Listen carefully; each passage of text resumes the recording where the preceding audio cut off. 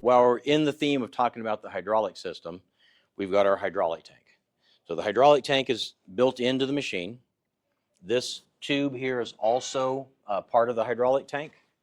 When I talked before about center of gravity, so the frame keeping the weight balance on the machine, this tube extends back to somewhere about here. It's capped and has a couple holes on the ends of the cap. So it does fill with hydraulic fluid. On the other side, that one fills with water. And as I go up an incline, it will slowly drain out because of the small holes that are in those, but it helps try to keep the weight of material on the front of the machine for overall balance. We've got two sight gauges, so we can see our very low level. This gauge here, you can see that there's a line right in the center of it. That's where we ideally want this to be in a cold state. Once it heats up, it may expand a little bit above that.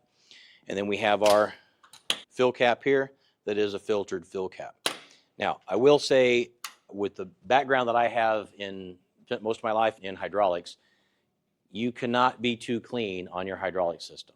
It will absolutely destroy your expensive components if you don't do proper filtration.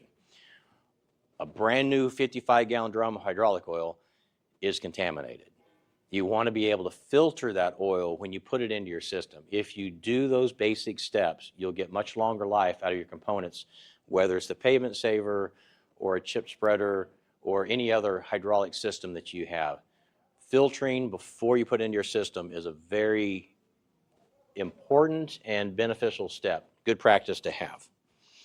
So you'll see that we have a note on here. We wouldn't want to drill in that because it is part of the fluid containment system, and we have the same on the others with the water. On the back side, we've got our return filters coming in from this side.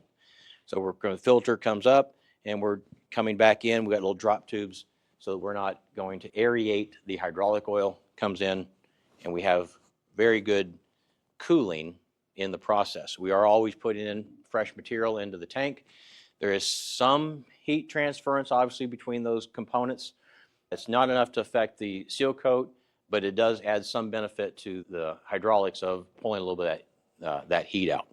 And we're running pretty high volumes on this with the material going through it, so it is not an issue. It's never been an issue.